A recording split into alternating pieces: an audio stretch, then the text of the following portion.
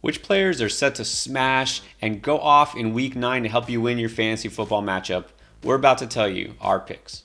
Welcome back, Endgame community. I'm Pierre. He's Chris. We're here as always to give you our boom picks now heading into week 9 of the season. These are some players we think will post those huge point totals to help you get another W. Before we get to our picks, I want to let you know that support for Fantasy Endgame is now provided by Manscaped, who's the best in men's below the waist grooming. Their products are precision engineered tools for your family jewels. Manscaped's Performance Package is the ultimate men's hygiene bundle. Join over 7 million men worldwide who trust Manscaped with this exclusive offer that's 20% off and free shipping worldwide. Just use code ENDGAME at manscaped.com. All right, time for the picks now. Chris, go ahead and give me your first boom. Josh Palmer was already one of my favorite starts at the wide receiver position this week. Obviously, coming into this week, we knew Mike Williams wasn't going to play. The matchup is fantastic. It's the Falcons. We just saw not only what DJ Moore did to the Falcons, pretty much, not even undoubtedly his best game of the season, but Terrace Marshall, who has done nothing in his entire NFL career, just had a great game against this defense. This is one of the worst, if not the worst, secondaries in the entire NFL. So with Mike Williams out and Josh Palmer, healthy, coming off that concussion, this was already going to be a great spot for Josh Palmer. But now, Keenan Allen is probably going to miss this week too, because somehow, as only Keenan Allen could do, he injured his hamstring again during the bye. Today, Brandon Staley, the coach, said, his hamstring has not responded the way we had hoped it would. And Keenan Allen himself said, the next time I return, I will be at full percent and play all the snaps. The next time I return, probably not going to be week 9. Who knows if it will even be this season? What is going on with Keenan Allen? I don't know, but you know what?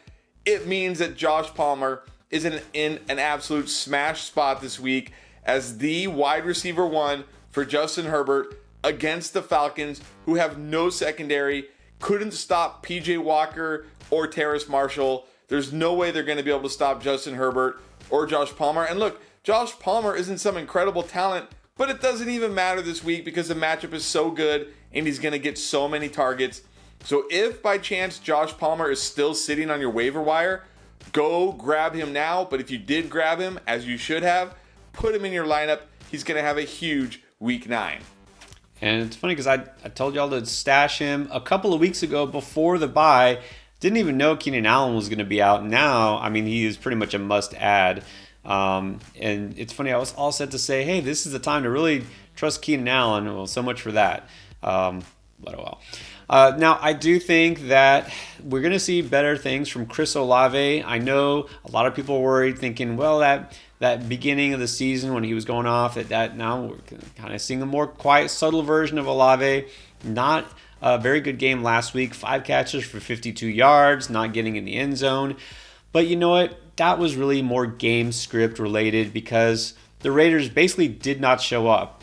They really didn't even score, and so there was no need to go pass heavy or even pass at all. But even despite that, Olave was still involved because, look, he's the number 1 receiver. He's pretty much like the number 1, 2, and 3 receiver on this team because they don't have anybody else. Michael Thomas, who knows if he'll ever play again, speaking of. And then Jarvis Landry, there is no news on him even being close to coming back. Olave has been involved since week 1 because of this, and that's not changing. He hasn't had less than 4 receptions or 6 targets in a game since week 1. All right, so the floor is very comfortable for him. Basically, what he did last week, that's as low as it gets. Now, heading into this week, he gets to face a bottom 5 defense against wide receivers, and that is Baltimore, who continues to give it up to opposing passers.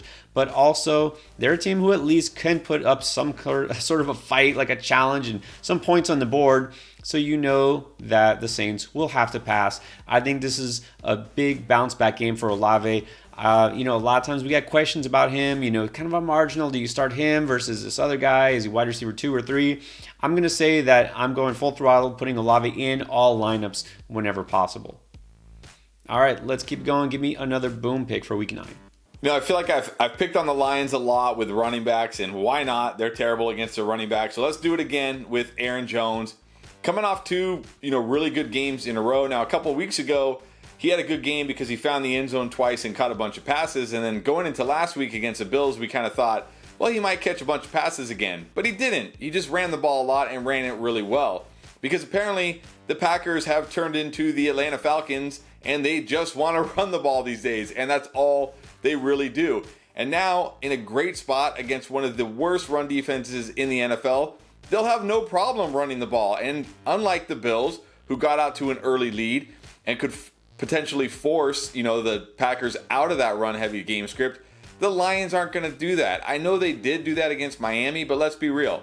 Miami's defense is awful. The Packers' defense isn't elite, but it's pretty good. It's good enough to hold Jared Goff and this Lions offense in check, at least enough for the Packers to be able to run the ball the way they want to. And look, Aaron Jones hasn't been great in fantasy this year, but in real life, he has been great. He's been ripping off big runs, getting big yardage almost every time he touches the ball. And against the Lions in this matchup, I think he has no problem ripping off big runs, potentially scoring a touchdown and having another big day, whether he catches a bunch of passes or not. So if you've been rolling with Aaron Jones, feel good about him again in Week 9.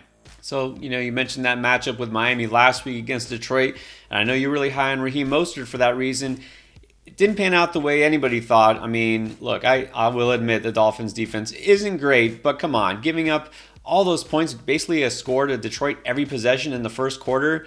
All right, so look, I'm going to assume that doesn't happen this week because the Dolphins will play the Bears. All right, and look, the Bears' offense, yeah, they've been better, but this is not a team that's going to put up as many points as we saw the Dolphins give up last week. At least I really hope not.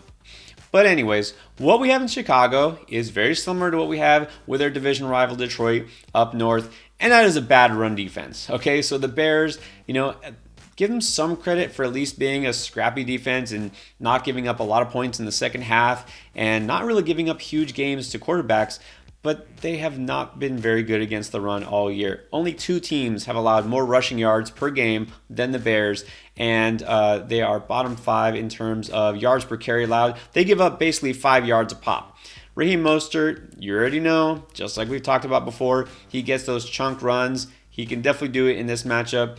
They should give him more carries this week, and it actually works in his favor. I know it's not like Chase Edmonds was super involved, but he's gone. Jeff Wilson is going to come in, but Jeff Wilson was traded midweek. There's a good chance Jeff Wilson isn't on the field that much, right, this week because he just got there, right? He's still getting his locker set up and all that. So I feel like we're going to see a lot of Mostert. It's going to be a favorable matchup for him. I'm definitely starting Mostert. All right, and then let's do one more boom apiece. Who you got? Did you know that there's a defense out there that is basically like magic for quarterbacks? If a quarterback plays this defense, they will, without fail, be better than they've been almost the entire season. And it's the Las Vegas Raiders. And every quarterback that has played the Las Vegas Raiders so far this year, every single one has scored above their average. And guys like Justin Herbert, Kyler Murray, and Patrick Mahomes have had their best games against this defense and gone off against this defense. But also, guys like Ryan Tannehill, Davis Mills, Andy Dalton, and even Russell Wilson have gone off against this defense. So it's not just incredible quarterbacks lighting this defense up. In fact, Russell Wilson's only game over 20 fantasy points this year against the Raiders. Ryan Tannehill, 19 points against the Raiders. Davis Mills, 19 points against the Raiders. Davis Mills might not have even scored 19 points on the rest of the season combined. I'm not even sure about that. But this defense is just like magic for quarterbacks. And this week, they get Trevor Lawrence. It's Trevor Lawrence's turn. He's going to have a huge game this week. And look, I know it's easy to look at Trevor Lawrence and think, oh man, what a disappointment. He hasn't been very good this year. And you're right. But this Jaguars team, one thing they have been able to do week in and week out is move the ball and get deep into the red zone. They just haven't been able to finish, right? Either he throws an interception, they fumble the ball, they settle for field goals. But that's not going to be the case against the Raiders because this defense will not be able to stop them even in the red zone.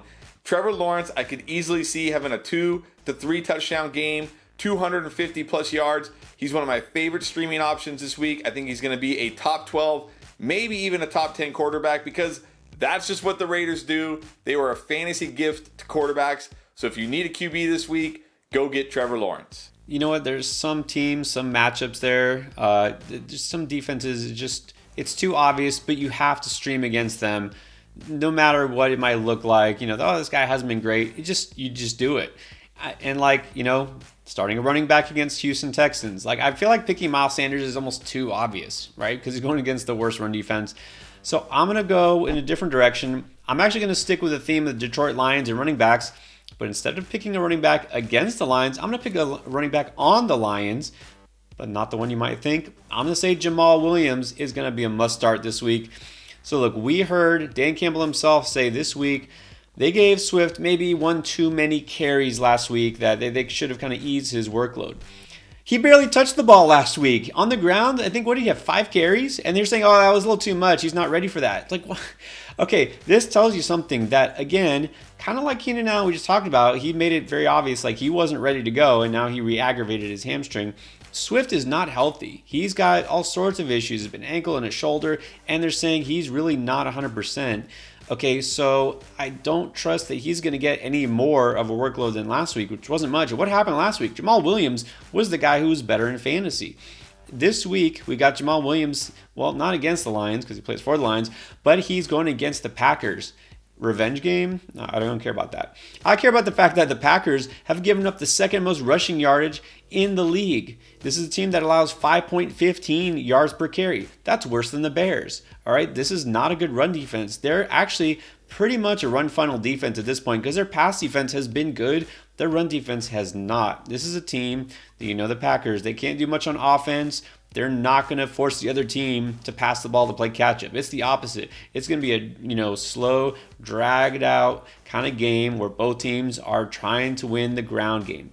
You know what? I think Detroit is going to be just fine in that sense. So Aaron Jones should have a big game. I think Jamal Williams will also have a big game. And of course, as a guy who's already tied for the league lead in rushing touchdowns, there's a good chance he adds to that total. So Jamal Williams, I got him over Swift this week, and I got him over a lot of other running backs because the game script and the matchup should work in his favor.